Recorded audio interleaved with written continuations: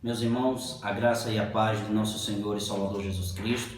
Quero trazer uma mensagem para os queridos e amados irmãos que encontra-se em Mateus 19, falar sobre a obra da salvação de Deus. Mateus 19, verso 25 ao verso 27, que diz assim: Ao ouvirem isso, os discípulos ficaram perplexos e perguntaram: Neste caso, quem pode ser salvo?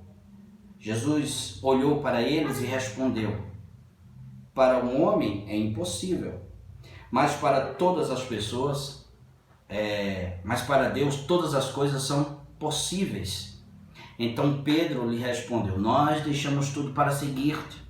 Que será de nós? Vamos ter uma palavra de oração pedindo a iluminação do Espírito de Deus. Senhor, ajuda-nos a entender o texto. Aplica, Senhor Deus, a Tua palavra aos nossos corações. É nossa oração no nome de Cristo. Amém e amém.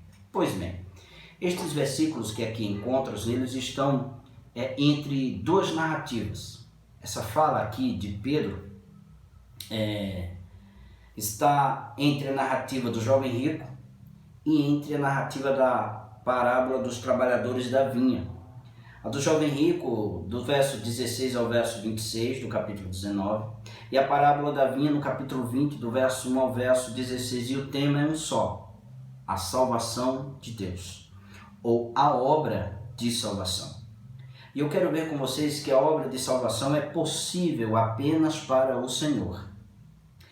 Todos parecem pensar, queridos e amados irmãos, que a salvação pertence a nós, ao homem, aos seres humanos, ao ponto de alguns chegarem a dizer o seguinte: não, eu vou crer no Senhor daqui a alguns tempos, alguns anos, quando eu estiver com mais idade, quando eu terminar determinadas coisas, como se isso pertencesse a eles.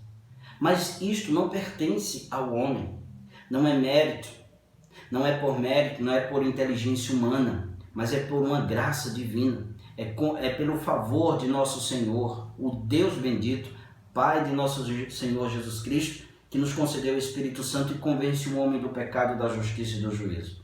É por esse motivo que o profeta Jonas, ele diz que a salvação pertence ao Senhor, capítulo 2, verso 9. Mas a gente deve prestar atenção que a história do jovem rico revela porque a obra de Deus, queridos, a obra da salvação é possível apenas para ele. Observe aqui que o verso 16 do capítulo 19 diz assim: Eis que alguém se aproximou de Jesus e lhe perguntou: Mestre, que farei de bom para ter a vida eterna? Note que Jesus não está preocupado com esse alguém, com a decisão dessa pessoa que se aproximou dele para perguntar sobre a vida eterna. O interesse de Mateus, como também o de Marcos, inicialmente não dizem respeito a um rico ou alguém importante. Lucas é que vai fazer isso no capítulo 18, dizendo o seguinte: certo homem importante, certo homem rico. Lucas, o mesmo que escreve os dois tomos dele, os dois livros dele, a narrativa de Lucas, o Evangelho de Lucas e o de Atos, escreve a um homem chamado Teófilo, um homem rico, um homem de importância, de um nível social muito alto. Então Lucas está mostrando com isso que a salvação de Deus é para todas as camadas sociais, ricos, pobres, o que estão no meio termo, é para todos aqueles que creem, quando o Espírito vem e faz a obra. Então o fato de alguém simplesmente ir a Jesus não quer dizer que foi salvo, meus irmãos. O fato de alguém ir à igreja e tomar uma decisão de ir até Jesus ou dizer no decorrer: eu fui salvo, eu quero essa salvação, isso não indica que a pessoa verdadeiramente foi salva. Nós precisamos entender isso. Pelo contrário, pode ser bem fruto do orgulho do coração. Como o orgulho do coração? Porque este jovem foi até Jesus, mas não se converteu. Muitas vezes, muita gente também vai até Jesus, mas não se converte. Pode ser fruto de orgulho, porque o orgulho se manifesta tanto na ostentação daquilo que eu sou, que eu tenho, como também, queridos, na piedade. Olha como eu sou. Eu adoro a Deus dessa forma, eu faço isso, eu faço aquilo para o Senhor, e verdadeiramente não se converteu. O jovem rico é um exemplo disso. O jovem rico aproxima-se de Jesus Cristo porque desejava ser conhecido, desejava ser elogiado por aquele mestre, Jesus, que estava em ascensão, estava crescendo. Preste atenção no que ele diz no verso 16, que farei? Depois ele diz, que falta ainda a mim? No verso 20. Queridos, ele queria ir até Jesus para mostrar o que ele era. Muitas vezes, pessoas vão a Cristo, vão à igreja e dizem e querem mostrar o quanto elas fazem, o quanto está no coração delas, mostrando assim que o Senhor a aceita dessa forma. O Senhor a aceita porque elas decidiram ir até Jesus e conversar com Ele, como o jovem rico. Ir até a igreja e levantar a mão e dizer, eu quero Jesus como meu Salvador. Não estou dizendo, queridos, que isso não seja uma conversão. Muitas pessoas podem se converter dessa forma, mas muitos também não, porque este não é um sinal de conversão. A obra da salvação é possível apenas para Deus, por quê? Porque, acima de tudo, o homem é escravo da lealdade a si mesmo. Seu coração se ostenta, só quer ter, só quer receber, só quer garantir, só quer se beneficiar, só quer resolver a vida aqui e agora. É só eu e eu.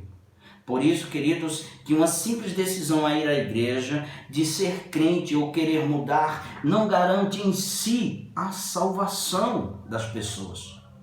Por isso que nossas igrejas, muitas, estão cheias, estão lotadas de gente que amam serem elogiadas, de gente que amam serem reconhecidas, que se entristece quando não são elogiadas. O ego se levantou acima de nosso Senhor Jesus Cristo. A salvação, queridos, é possível apenas para Deus, porque a fim de nos salvar, Deus nos livra de nós mesmos.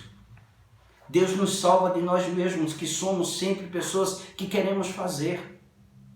Então, a salvação é algo que as pessoas pensam que faz e que garante elas mesmas. Veja que o verso 16 diz, mestre, que farei? Ou seja, eu estou fazendo. Depois, no verso 20 diz, a tudo isso tenho obedecido, ou seja, eu tenho feito. Ele ainda acrescenta, o que me falta ainda? Ou seja, em outras palavras, não me falta mais nada. Eu guardo a lei, eu sou rico, eu faço isso, eu faço aquilo. Eis que alguém se aproximou de Jesus, como diz o texto, mestre, que farei de bom para ter a vida eterna? Jesus responde, porque você me pergunta sobre o que é bom? Há um que é bom, que é Deus. Jesus está dizendo, há um que salva, há um que é perfeito. O jovem pergunta uma coisa sobre fazer algo de bom e Jesus responde outra, só Deus é bom.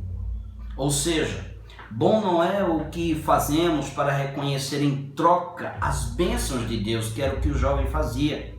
Bom é Deus com quem nós devemos nos relacionar e amar pela sua graça, pela salvação que pertence a Ele. O jovem não queria se relacionar com Deus.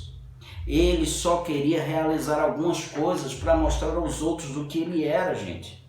Mas o nosso Senhor e Salvador Jesus Cristo mostra que a salvação é uma obra de Deus, é uma obra do Senhor no coração do pecador. Por isso, queridos e amados irmãos, a única coisa que nós devemos fazer é orar por aquelas pessoas que nós queremos ver que Deus venha salvá-las. Ore mais por elas, porque é Deus que transforma o coração das pessoas. Deus nos livra exatamente das trevas que está no meu coração e na nossa mente. Deus é o Senhor sobre todas as coisas. Então, que Deus esteja trabalhando no coração de todos aqueles para quem nós estamos orando, pedindo que Deus realize essa obra, a obra de salvação na vida de amigos, na vida de parentes, de familiares, para que o nome de Jesus seja glorificado. A obra da salvação pertence ao Senhor. Que Deus abençoe, meu querido e amado irmão e irmã, que o Espírito aplique a sua palavra nos nossos corações. Amém. Deus vos abençoe.